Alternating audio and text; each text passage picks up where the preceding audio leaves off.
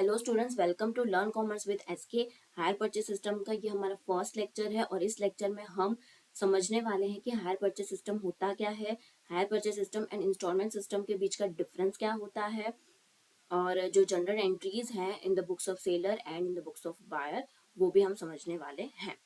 Okay, तो hire purchase system होता क्या है कि हमें कोई भी महंगी चीज हमें खरीदनी हो, एक्सपेंसिव एक्सपेंसिव चीज हमें खरीदनी हो या कोई लग्जरियस चीज हमें खरीदनी हो तो उसके लिए हम क्या करते हैं, एक साथ पूरे पैसे तो दे नहीं सकते, खास करके मिडिल क्लास लोग। तो थोड़े थोड़े करके थोड़े थोड़े अमाउंट जो है हम उसको देते रहते हैं, इंस्टॉलमेंट में अमाउंट देते हैं हम। ठीक है, इंस्टॉलमेंट में अमाउंट देते हैं हम सेलर को। तो ये क्या हुआ, एक हायर परचेज ही हुआ। ठीक है, इंस्टॉलमेंट में अमाउंट देना यानी थोड़े थोड़े करके पैसे देना। ओके, तो hire purchase system is a method of purchasing goods where the buyer makes an initial payment. Buyer क्या करता है, इनिशियल पेमेंट करता है, मीन्स थोड़ा बहुत जब भी वो खरीदता है तो उस टाइम पे थोड़ी सी वो पेमेंट करता है। ओके, और उसके बाद जो बाकी का बैलेंस है, pays the remaining balance in regular instalments, regular instalment में वो फिर पे करता है। Ownership of the goods remain with the seller और financier until the full payment is completed। और जो ओनरशिप होती है वो किसके पास रहती है, सेलर के पास ही रहती है। जब तक वो पूरा पेमेंट कंप्लीट नहीं कर देता तब तक के लिए वो सेलर के पास रहती है ओनरशिप। ओके, तो देखिए यहाँ पर क्या है, बायर है, ठीक है, परचेसर है। ओके, और यहाँ पर क्या है, सेलर है। अब सेलर ने बेचा तो है माल, ठीक है, जो भी गुड्स है, असेट है, वो बायर को दी तो है, बट असेट तो ट्रांसफर की है पर ओनरशिप ट्रांसफर नहीं होती। यहाँ पर हायर परचेज सिस्टम में क्या होता है, ओनरशिप ट्रांसफर नहीं होती बायर के पास, सिर्फ असेट ही ट्रांसफर होती है। ओनरशिप तो जब पूरी पेमेंट हो जाने के बाद ही ट्रांसफर होती है। और जो बायर है वो उसको पूरा का पूरा पेमेंट कर देता है। मीन्स क्या होता है कि सबसे पहले तो वो डाउन पेमेंट करेगा, मीन्स इनिशियल पेमेंट करेगा, डाउन पेमेंट, और बाकी के जो है वो बाद में इंस्टॉलमेंट में पे करेगा। तो सेलर जो है वो असेट ट्रांसफर करता है बट ओनरशिप ट्रांसफर नहीं करता, और बायर जो है वो डाउन पेमेंट देता है, मीन्स इनिशियल कुछ पेमेंट दे देता है। जैसे 1 लाख की चीज है तो उसमें से 20,000 दे दिए, बाकी की जो 80,000 है वो बाद में इंस्टॉलमेंट में पे करता है। ओके, और पूरा पेमेंट हो जाने के बाद जो असेट है वो पूरी की पूरी बायर के पास, मतलब ओनरशिप भी बायर को मिल जाती है। ओके, अगर buyer, if the buyer fails to pay the instalment अगर जो पे नहीं की बायर ने, the seller has the right to take back the goods. वो उसके पास, सेलर के पास राइट है कि वो असेट है वो वापस से वो ले सकता है, क्योंकि उसने पूरी इंस्टॉलमेंट उसने पे नहीं की, कुछ इंस्टॉलमेंट जो लास्ट की है वो बाकी रख दी है, तो वो असेट जो है वो वापस ले सकता है से बायर से। ओके, अच्छा एग्जाम्पल के थ्रू समझाती हूँ अब। Amit wants to buy a car, अब उसको कार खरीदनी है और उसकी कॉस्ट कितनी है, 8 लाख है। ठीक है, 8 लाख है इसकी कॉस्ट। अब उसने क्या किया, सबसे पहले तो इसने डाउन पेमेंट कर दी 2 लाख की, तो उसके पास कार आ गई, 2 लाख का उसने डाउन पेमेंट कर दिया है। अब बाकी के जो अमाउंट है यानी कि 6 लाख जो है, 8 लाख की कार है, उसमें से 2 लाख रुपए तो उसने पे कर दिए डाउन पेमेंट, और उसके बाद 6 लाख बचे, तो वो 6 लाख जो है वो इंस्टॉलमेंट में पे करेगा। और उसका रिपेमेंट पीरियड कितना है, 3 इयर्स है, 3 साल है। तो उसमें टर्म्स एंड कंडीशन में बताया होगा कि आपको 2-2 लाख करके देनी है या कितने साल में कंप्लीट करना है, वो सब कुछ उसके अंदर दे दिया गया होगा। तो इसके अंदर है क्या, कितना है, 3 साल, यानी मीन्स इसको 3 साल में पे करना है। और उसका इंटरेस्ट कितना होगा, 10% पर एनम, 1 साल में कितना होगा, 10% होगा। ओके, तो अभी देखिए ये जो 6 लाख जो बाकी के पैसे हैं जो इंस्टॉलमेंट में पे कर रहा है, उसका 10% 3 साल के लिए यानी कि 1,80,000 वो क्या हुआ, इंटरेस्ट होगा। वो क्या होगा, उसका इंटरेस्ट होगा। तो इसीलिए अब उसको पे कितना करना पड़ेगा, 9,80,000।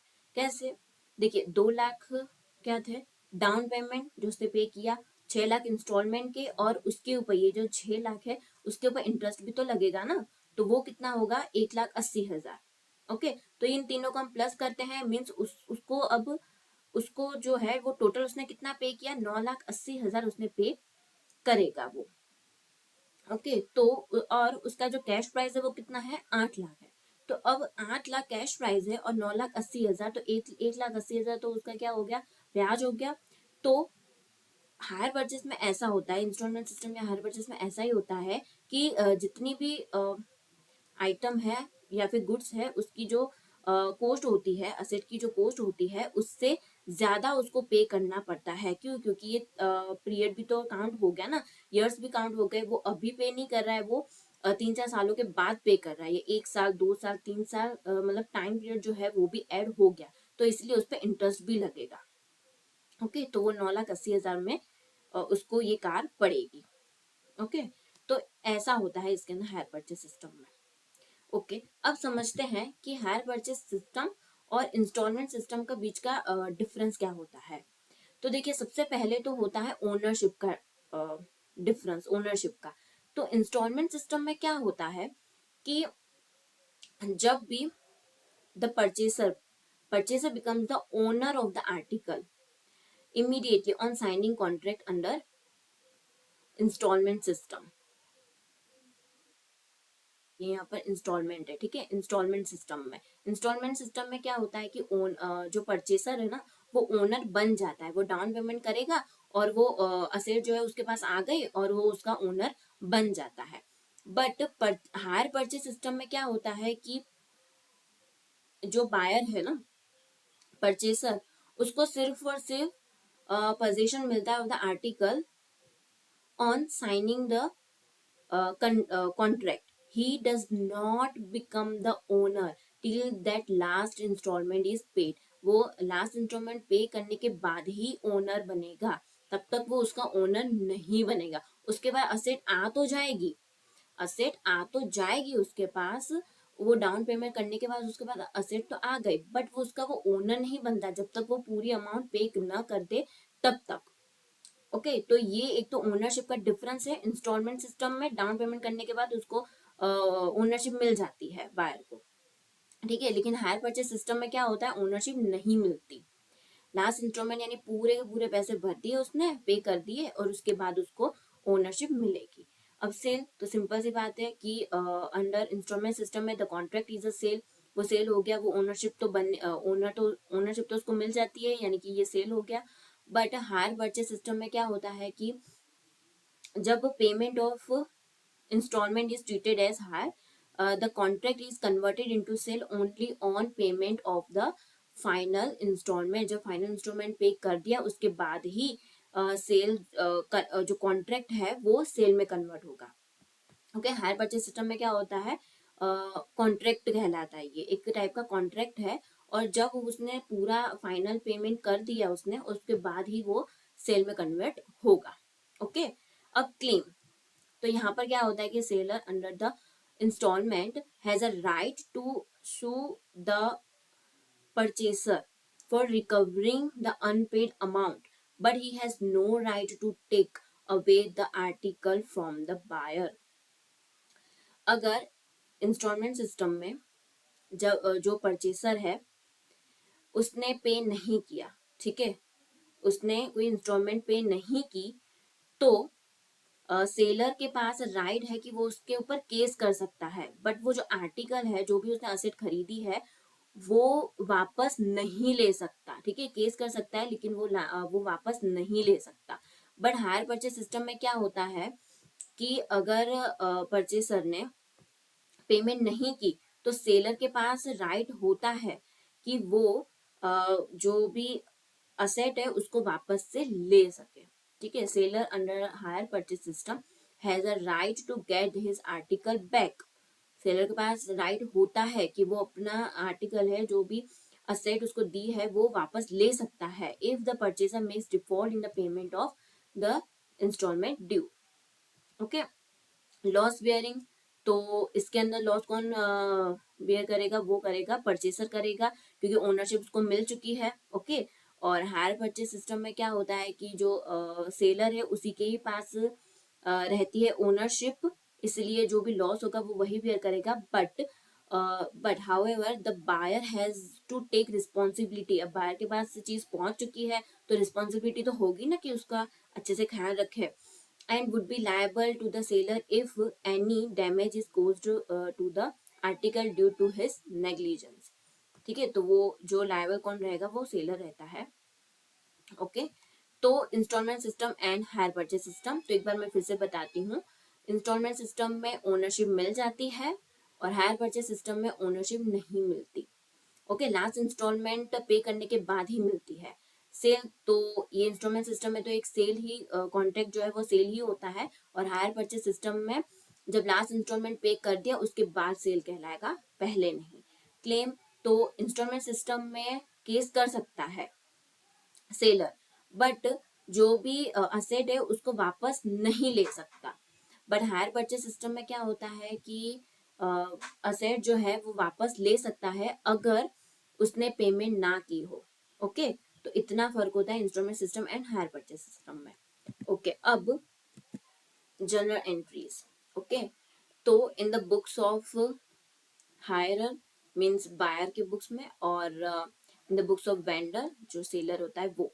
ओके, तो सबसे पहले तो when hire purchase agreement is made, जब भी हायर परचेज अग्रीमेंट बना तब, ठीक है, तब बायर के अकाउंट में कैसे होगी, बायर के बुक्स में होगा asset account debit to vendor's account. Asset उसको मिल गई तो असेट अकाउंट क्या होगी, डेबिट होगा, और जो वेंडर अकाउंट सामने वाला जिससे खरीदा है तो वो वेंडर अकाउंट क्रेडिट होगा।